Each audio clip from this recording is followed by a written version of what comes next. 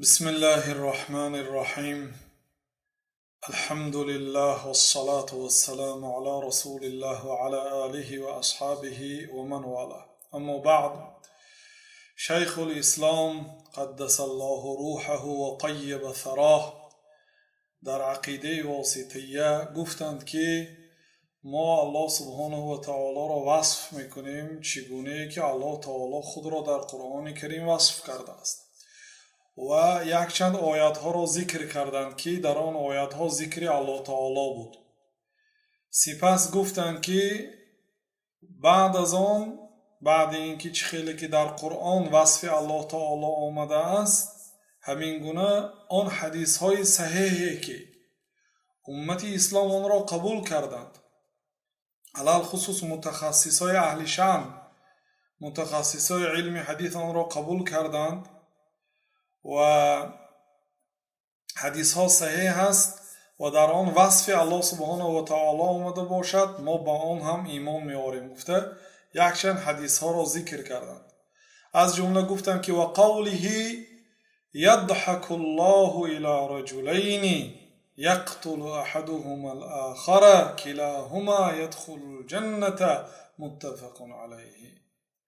قول جناب رسول الله صلی الله علیه و سلم که پیامبر علیه السلام گفتند که الله تعالی به دو مرد خنده میکند. یضحکو در لغت عرب به معنای خنده کردن می آید. اصل همین است. الاصل فی الکلام الحقیقه. حقیقتا خنده کردن به معنای خندیدن می آید. یضحکو. و اگر زنها باشد گاها به معنای حیز دیدن هم می آید. ضحکت یعنی حاضت، خندید به معنای حیز دید، می آید در لغت عرب به این معنا هم. لیکن این معنا به الله تعالی تغییر نمی گیرد. حاشا، الله تعالی پاک است و الله تعالی وقتی که درباره خود در قرآن کریم و پیامبر صلی الله علیه و سلم وقتی که درباره الله تعالی سخن میکنن با صیغه مذکر سخن میکنن، یعنی در لغت عرب مانند لغت مثلا روسی صیغه مذکر و صیغه مؤنث است، یعنی صیغه مردانه و صیغه زنانه. الله تعالی برای خود صیغه مردانه را استفاده کرده است. یضحک الله الی رجلین، الله تعالی به دو مرد میخندد. در لغت عرب خنده کردن محض به همین معنا آمده است. یقتل احدهما الاخر، این دو مردک چیکار کردن که الله تعالی با آنها میخندیده است؟ یکی آنها یکی دیگر را به قتل رسانیده است. کلاهما یدخل الجنه، با هر دوشم وارد بهشت شدند. یعنی در علم الله تعالی آینده همین هر دوش وارد بهشت میشد. وقتی که هر دوشم به جنت میدارد، الله تعالی میدید از حال آنهایی و میخندید است. متفق علیه. حدیث در صحیح بخاری و در صحیح مسلم است. دیگر برادرای عزیز، ما باید به انصاف باشیم، ما باید تقوا داشته باشیم. در لغت عرب یضحکو میخندد. خب آیا در یگان جای دیگر خندیدن به دیگر معنا آمده است تا اینکه ما تعویل کنیم؟ سبیبی انکار کردن این حدیث که جهمیه ها انکار کردن، گفتن الله تعالی نمیخندد، همین است که گمان باطل آنها، اگر الله تعالی خندید ما میخندیم، الله تعالی را به خود مانند کردیم و حالا که الله تعالی به ما مانند نیست بنابراین نمیخندد، گفته انکار میکنه.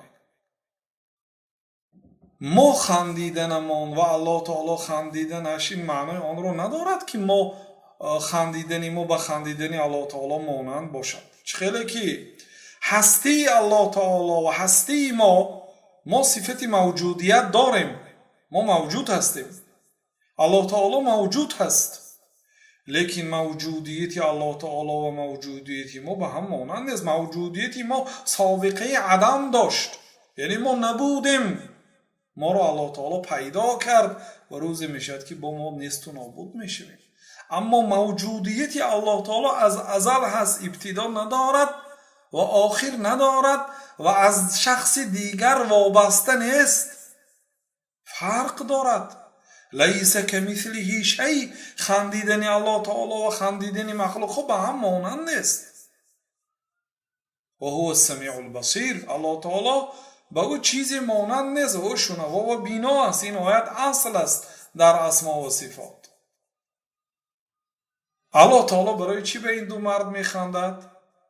حالا آنکه یکی آنها یکی دیگر را کشت است. در دیگر حدیث ها آمده است که آدمی که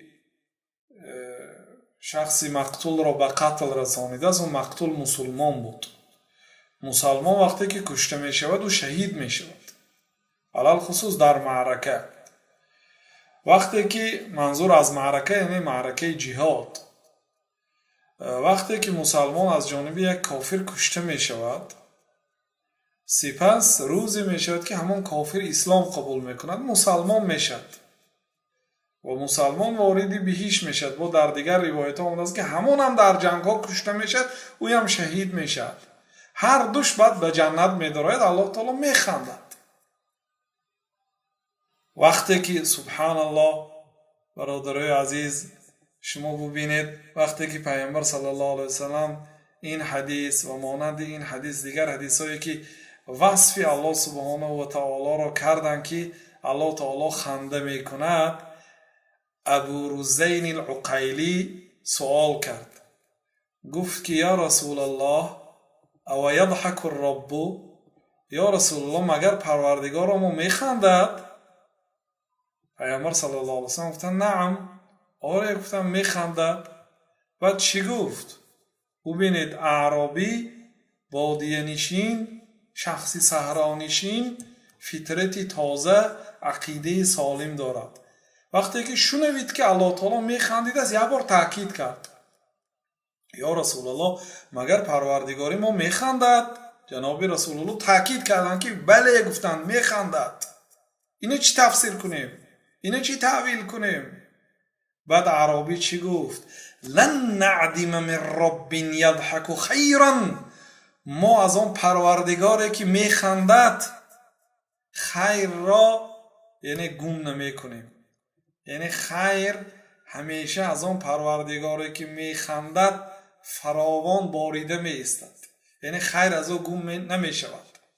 مادامی که پروردگار ما می خندد، از او خیر نیست و نابود نمی شود. در او خیر است.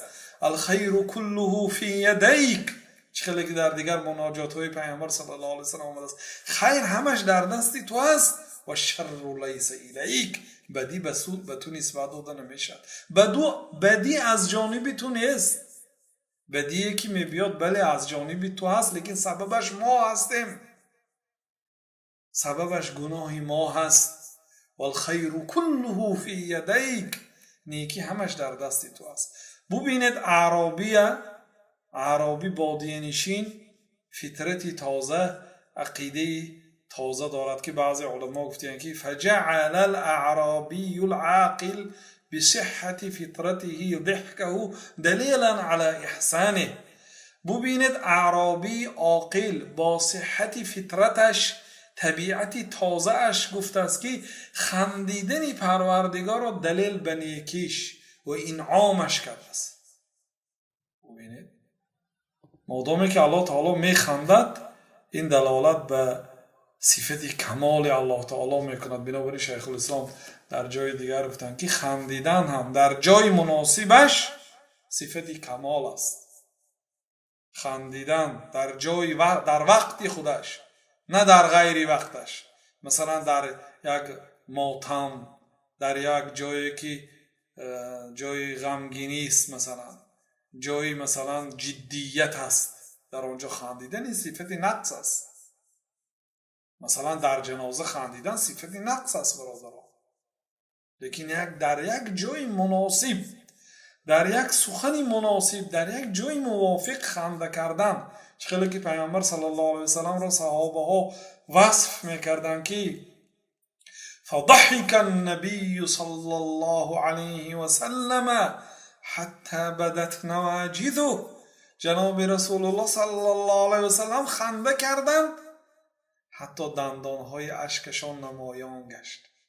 و وقتی که چهره مبارک رسول الله صلی الله علیه وسلم خنده را میدید، صحابه ها هم خرسند میشدند به خنده جناب رسول الله صلی الله علیه وسلم. یعنی صفتی خوب است، صفتی کمال است در جای مناسبش، نه همه وقت. بنابراین پیامبر صلی الله علیه وسلم چه خیلی که ما در حدیث میبینیم خبر دادن که الله تعالی میخندد، پس ما هم همین گونه چه خیلی که پیامبر صلی الله علیه وسلم در صحیح بخاری مسلم است، ما این حدیث انکار کنیم؟ چی گفته تعویل کنیم؟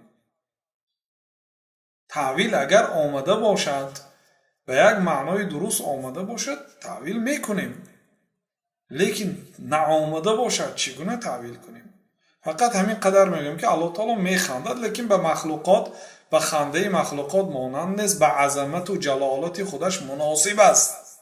ما این خنده الله تعالی را چخیلی که امام مالک الاستواء و معلوم گفتن، میگم که خنده الله تعالی معلوم است، برای اون که حتی بعض علما رحمت الله علیهم برادرای عزیز گفتن که خنده الله تعالی متواتر است. گفتن حدیث هایی که درباره خنده آمده است متواتر است. گفتن ببینید متواتر چی معنی دارد؟ یعنی بینهایت و اما ضحک فاحادیثه متواترتون، حدیث های خنده متواتر است از پیامبر صلی الله علیه وسلم، آحاد نیست. سبحان الله. وقتی که ما به الله تعالی خنده را اثبات میکنیم این معنی آن ندارد که الله تعالی صفتی ناقص، این خنده صفتی نقص نیست. بنابراین شیخ الاسلام گفتن که الضحك فی موضعه المناسب له صفت مدح و کمال، خنده در موضع مناسب خود صفت مدح است و کمال است. خب بعد شیخ الاسلام رحمت الله علیه حدیث دیگر را آوردن. پیش از این سخن مالک را به پر رسانیم. امام مالک رحمت الله علیه گفتن که الاستواء معلوم و الکیف مجهول. استوا معلوم است، ما هم میگیم که خنده الله تعالی معلوم است، برای اینکه حدیثاش متواتر است، صحیح است. در حدیث های متواتر یک حدیث نیست، بسیار حدیث است که پیامبر صلی الله علیه وسلم در آن حدیث ها خبر دادن که الله تعالی میخندد. حدیث ها صحیح است و متواتر است، بسیار است، همش صحیح است. خب خنده الله تعالی معلوم است. ولی کیف مجهول، کیفیتش مجهول. ما وقتی که میخندیم لب و دندانهای ما و چهره های ما، چشمهای ما میخندد، لیکن خنده الله تعالی به خنده ما معلوم نیست. این عمیق است، برای که لیس کمثله شیء، مانند الله تعالی چیزی نیست. خب الکیف مجهول، کیفیت خندیدن الله تعالی، صفت خنده الله تعالی به ما معلوم نیست، برای اینکه الله تعالی در این باره برای ما خبر نداده است. ولی ایمان به واجب، ایمان آوردن به این که الله تعالی میخندد واجب است. و سؤال بدعت، سوال دادن که چه خیلی میخندیده باشد بدعت است. این چون مانند کردن خندیدن الله تعالی به مخلوقات، این مشبهه ها این کارا میکنن. بله میخندد مانند خنده ما، این بدعت است، این درست نیست. این الله تعالی با ما مانند نیست و ما مانند معطله این کارا نمیکنیم. نمیگیم که الله تعالی نمیخندد، نمیگیم مانند مشبهه، نمیگیم که الله تعالی میخندد و مانند خنده ما نمیگیم و مانند اهل تحریف نمیکنیم، معناش خندیدنش به معنای ثواب دادن و معنای راضی شدن نمیگوییم، برای اینکه خندیدن به این معنا نمیبیاد. خب بعد شیخ الاسلام رحمت الله علیه حدیث نوبتی را ذکر کرده بودند که و قوله صلی الله علیه و سلم عجب ربنا من قنوط عباده و قرب غیره ينظر إليكم أزلين قنطين فيظل يضحك يعلم أن فرجكم قريب حديث حسن.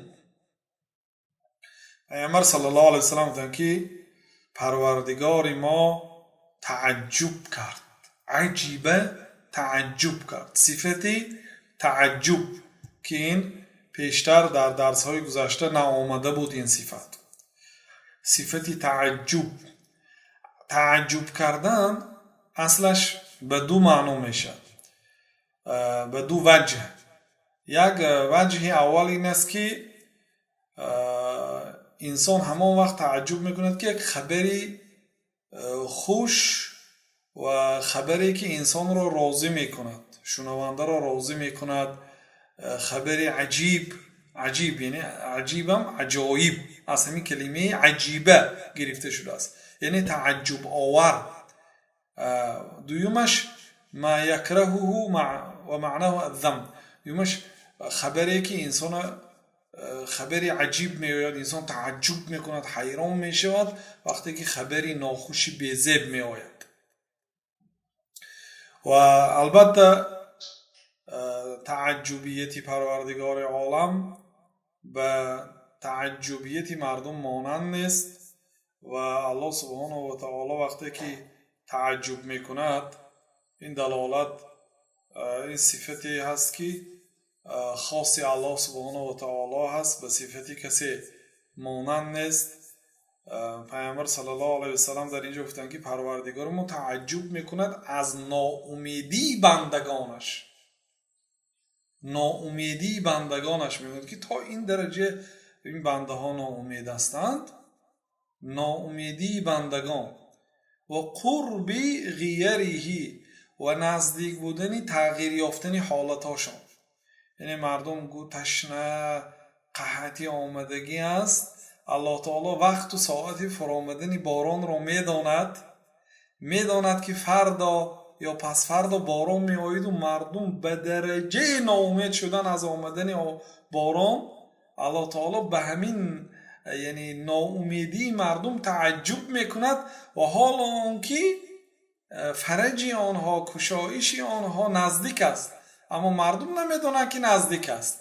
ینظر الیکم ازلین قنیطین، به شما الله تعالی نظر میکنه. اینجا صفتی نظر است، یعنی الله تعالی میبیند مخلوقات رو، نظر میکند، تماشا میکند مردم را.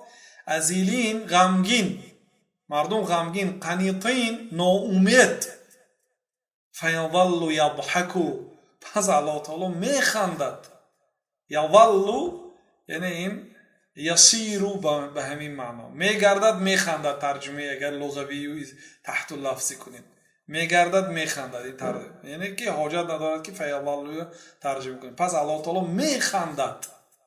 یعلم ان فرجکم قریب، الله تعالی میداند که کشایش شما نزدیک است. پگاه باران میاد، پگاه کشایش میبیاید و حالا که شما ناامید هستید، از همین ناامیدیتان الله تعالی تعجب میکند.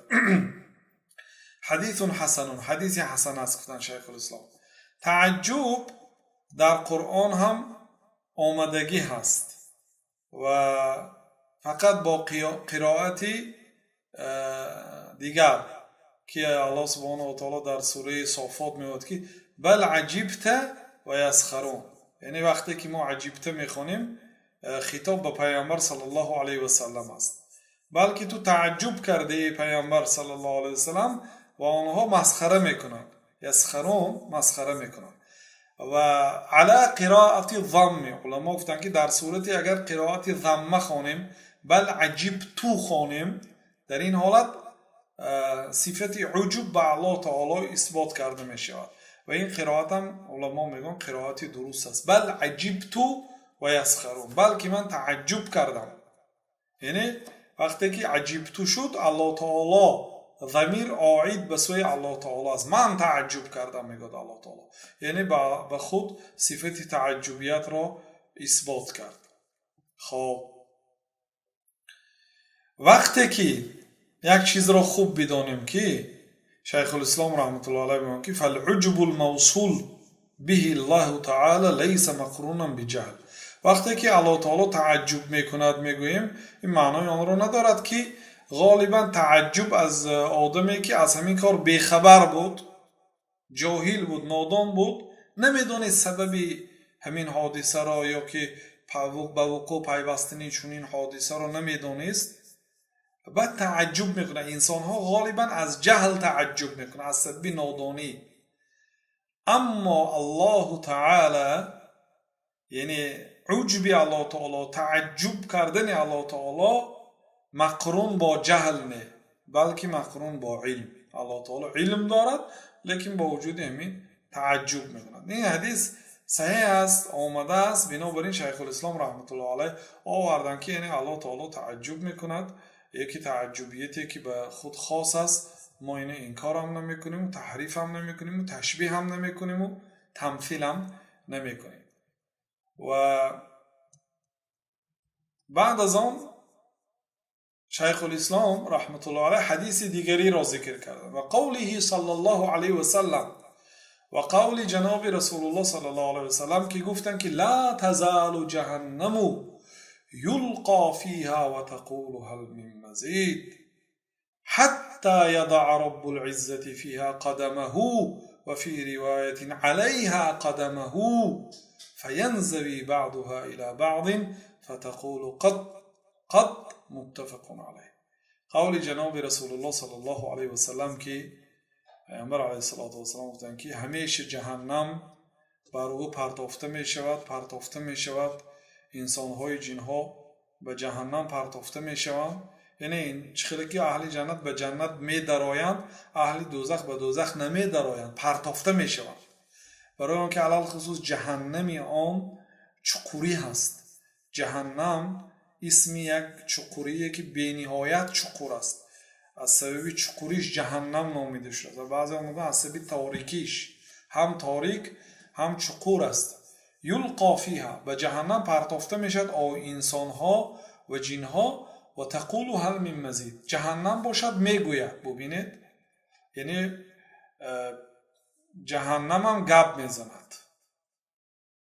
هل من مزید، جهنم چی میگوید؟ هل من مزید، پروردگار باز اضافگی هست، باز زیادتی هست.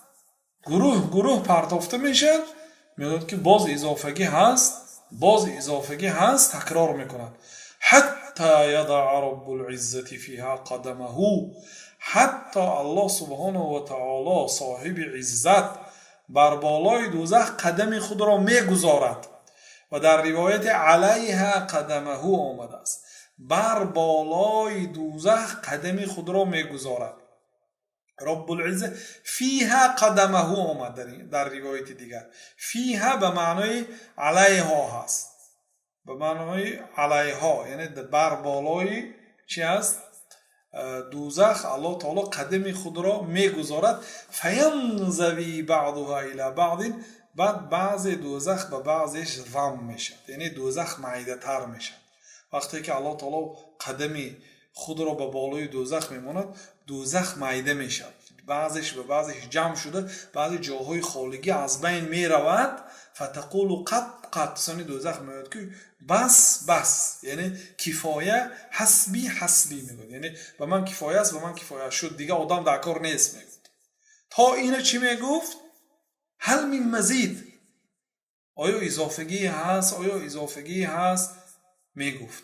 وقتی که الله تعالی قدم خود را بر بالای دوزخ ماند و جایهای خالی دوزخ از بین رفت، چون که دوزخ ضم شد، بعضش به بعضش معیده شد، فقط جا برای هر یک اهل دوزخ جای ماند، خلاص جای اضافگی نماند. مثلا جنت، شما میدونید اون حدیثی که در صحیح بخاری است، آخرین آدمی که از جنت از دوزخ میبراید چندین میلیون سال ها شاید در دوزخ میسازد. یعنی آدمی مسلمانی که ذره اسلام و ایمان دارد و گناههای زیاد کرده است و حتی گناهاش نه به شفاعت شافعین از فرشته های و پیغمبرها، نه به یگان عملی صالحش کفاره نکرده است، نه یگان بنده صالح شفاعت کرده تونست، نه رحمتی پروردگار همین آدم گناهش فرا نگرفته است، به گناهش جزا گرفت. این آدم در دوزخ چندین سالها هست نشست و مهلتش پره شد، آخرین آدمی که از دوزخ میبرد، بعد این دیگه هیچ کسی نمیبرد. همین آدم وقتی که به جنت میدراید، الله تعالی 10 مراتبه 10 برابری ملک دنیا برای او از جنت مکان میده. و یک آدم 10 مراتبه همین دنیا چقدر مکان دارد، همین قدر ملک میده. شما ببینید در این دنیا چقدر پول و مال است، چقدر زمین است که قدم های انسان ها نرسیده است. 10 مراتبه همین به یک آدمی که آخرین به جنت در آمده است. یعنی گوییم که از همه آدمی اهل جنته که در دنیا عملی کم کرده است، 10 مراتبه دنیا مال و ملک و زمین دارد در جنت. اما اهل دوزخ چی؟ فقط برای هر یک آدم به قدر خودش مکانی که می سوزد. نعوذ بالله، الله تعالی پناه ده. خب الله المستعان. خلاصه در دوزخ هم جای زیادتی بود، بنابراین دوزخ طلب میکرد که هل من مزید، پروردگار اضافه هست. حتی پروردگار عالم وقتی که قدمش را بر بالای دوزخ میگذارد، دوزخ بعضش به بعضش ضم میشود و دیگر جای خالی نمیماند، دیگر در دوزخ جای اضافگی نیست. فتقول قط قط، سپس میگوید که برای من کفایه است، کفایه است، یعنی دیگر جای خالیگی ندارم، دیگر یگان کسی نپرتا میکرد. متفق علیه. این حدیث در صحیح بخاری و مسلم است. در این حدیث اثبات صفت قدم به الله تعالی است که در صحبت های گذشته این گونه درس ها نبود. این صفت قدم به فکریم یکمی مراتبه در عقیده واسطیه آمده ایستاده است که در این حدیث صحیح است و در بعض روایت ها رجله آمدگی است. رجل پا، قدم اینم پا هست، یعنی مرادف از هر دو. لیکن رجل در لغت عرب به معنای دیگر معناها آمدگی هست. رجل گفته جماعتی از مردها هم میگویند، لیکن به اینجا مناسبت نمی کند، درست نمی گیرد. جماعتی از مردها را به بالای دوزخ الله تعالی یضعو، کلمه یضعو درست نمی گیرد. یضعو صفت گذاشتن قدم است. بنابراین وقتی که برادرها اهل تعویل وقتی که تعویل میکند، یک کلمه تعویل میکند و فعلش تعویل نمیکنه و فعلش نمیتونه داخل. یضعو در لغت عرب به معنای گذاشتن آمدگی است. حتی پروردگار صاحب عزت قدم خودش را اینجا با ضمیر هست، یعنی جماعت از مردان خودش را گذاشت. این در لغت تاجیکی طوری میبود که در لغت عربی درست نمیبود این کلمه یضعو. فقط انسان مثلا پای خودش را اگر به یک زمین گذارد یضعو گفته میشد.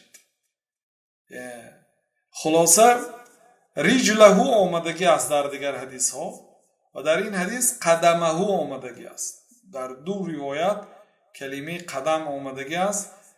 بنابراین و قدم را بعضی ها تعویل کردند، گفتند که نوع من الخلق، گفتند یعنی نوع خلق الله تعالی هست. فیضع علیها قدمه، الله تعالی قدم خودش را بر بالای دوزخ میماند. گفتند که یک نوع خلق الله تعالی، یک مخلوق الله تعالی هست گفتند. و آنهایی که رد زدن گفتند که القدم لا يصح تفسيره بالقوم لا حقیقتا ولا مجازا، یعنی قدم به قوم بعضی قوم گفته چی کردن، نه در لغت عرب، نه در حقیقتش، نه در مجازش، یعنی درست نمی آید. قدم دیگه یگان تعویل ندارد. خلاصه این حدیث اثبات صفت قدم است. این چونین در آیت هم صفت قدم آمدگی است. الله تعالی میگه که یوم یکشف عن ساق و یدعون الى السجود فلا یستطیعون. این ساق هم صفت قدم است.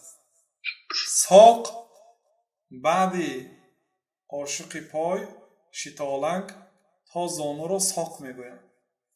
یوم یکشف عن ساق، روز قیامت روزی که از ساق کشاده می شود و آنها به سجده دعوت کرده می شوند. ساق صفت پا است و پا در حدیث ها آمدگی است، هم به مرادف رجل و هم به مرادف قدم. ببینید قدم دیگه تفسیر کرده نمیشد، رجل تعبیل جماعتی از مردها گفته ترجمه کرده میشد.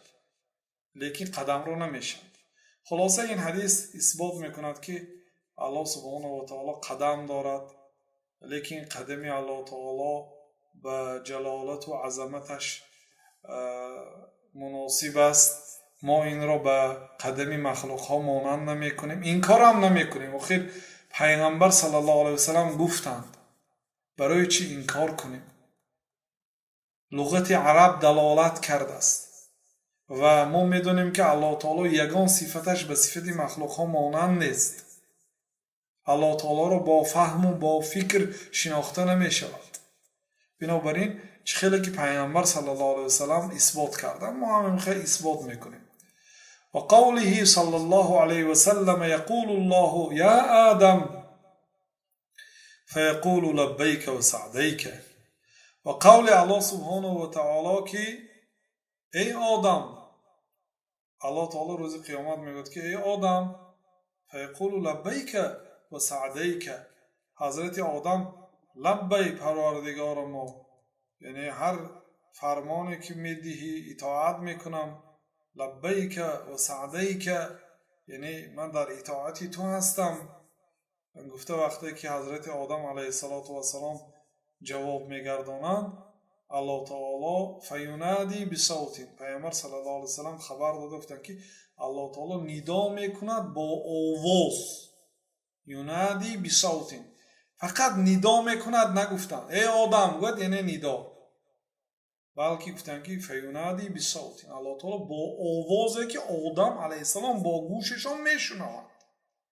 فینادی بصوت، الله تعالی با صوت، با آواز ندا میکند که ان الله یأمرک ان تخرج من ذریتک بعثا الی النار. البته الله تعالی تو را ای آدم امر میکند که از فرزندانت اهل دوزخ آنها را جدا کن. یعنی چند نفر به دوزخ، چند نفر به جنت مردم را جدا کن. گفته الله تعالی به آدم علیه السلام ندا میکند. در اینجا صفتی ندا و اینچون صفتی آواز، ندا یعنی صفتی کلام میشد. یعنی وقتی که از دور الله تعالی ندا میکند، این دلالت میکند که الله تعالی گپ میزند. بصوت با آواز، یعنی اهل بدعت این کار میکنن، میگن که الله تعالی گپ نمیزند، الله تعالی با آواز هم گپ نمیزند میگن.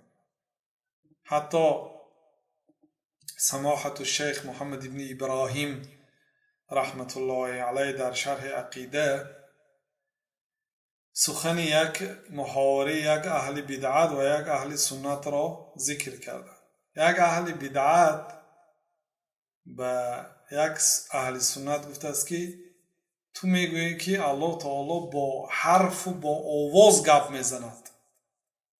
حرف یعنی کلمه، جمله، و صوت، آواز گپ میزند. میگویی ای سنی، تو را اگر الله تعالی روز قیامت بر همین سخنت پرسد که ای بنده با کدام دلیل همین گپ را گفتی، گفته اگر پرسد چی جواب میدهی؟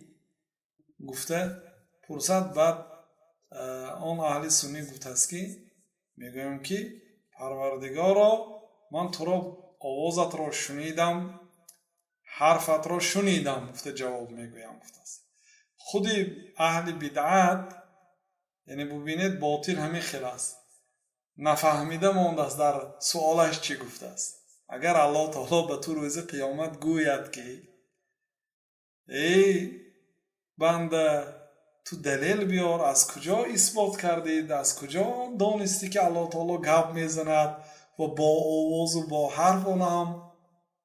گفته پرسد چی میگویی؟ گفته است شما تصور کنید، یعنی که اثبات کرده از سخن را به الله تعالی. بنده به کدام گوش شنیده سخن الله تعالی را؟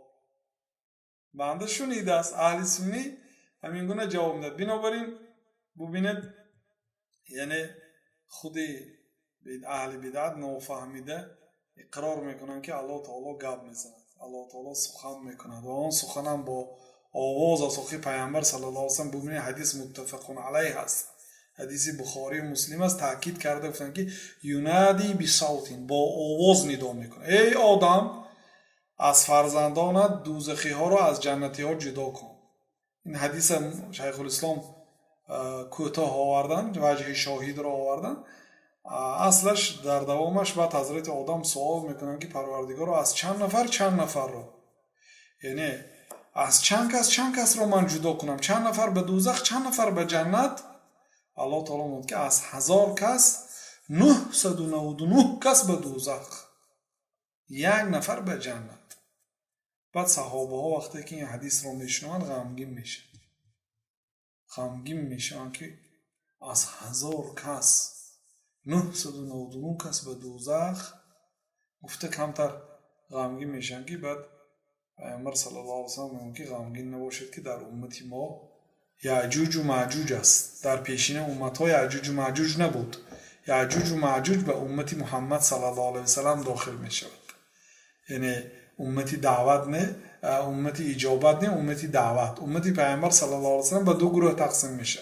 امتی دعوت یعنی امتی اجابت، یعنی اونهایی که دعوت پیامبر صلی الله علیه و سلم اجابت کردند، پیروی از سنت پیامبر صلی الله علیه و سلم کردند. اینها امتی هستند که اجابت کردند، اقتدا کردند. دومین گروه امتی دعوت، امتی که پیامبر صلی الله علیه و سلم با آنها پیغمبر هستند، آنها را دعوت کردند. از روزی که پیغمبر شدند، اقرأ نازل شد تا روز قیامت همه انسان ها امتی پیامبر علیه السلام و جن ها هم، جن هایی که زنده ماندن. مثلا ابلیس بینید، آدم علیه السلام که زندگی کرده بود تا زمان پیامبر صلی الله علیه وسلم زنده بود، تا حالا زنده هست. و جن های بودن در زمان موسی زندگی میکنن، حالا هم هستن. جن ها عمری دراز میبینن. خلاصه جن هایی که بودن با جن هایی که تولد میشن هر روز، جن ها خیلی زیاد هستن. پیامبر صلی الله علیه و سلم گفتن که غمگین نشید که در امتی من، یعنی که چی ها هست؟ جن ها هست و یعجوج و معجوج است که اینا همش دوزخی هست. یعجوج و معجوج دوزخی هست و جن ها هم کافرش بسیار که هست. همون 999 نفر غالبا از همون ها تشکیل می‌یابد. خلاصه کلام یک نوعی تسلیت و دلبرداری بود از جانب رسول الله صلی الله علیه و سلم به امتشون فقط. و در دوامش گفتن که من امید میکنم که شما نصف اهل جنت میشوید، یعنی نصف اهل جنت، 50% جنتی ها از امتی پیامبر صلی الله علیه و سلم میشن.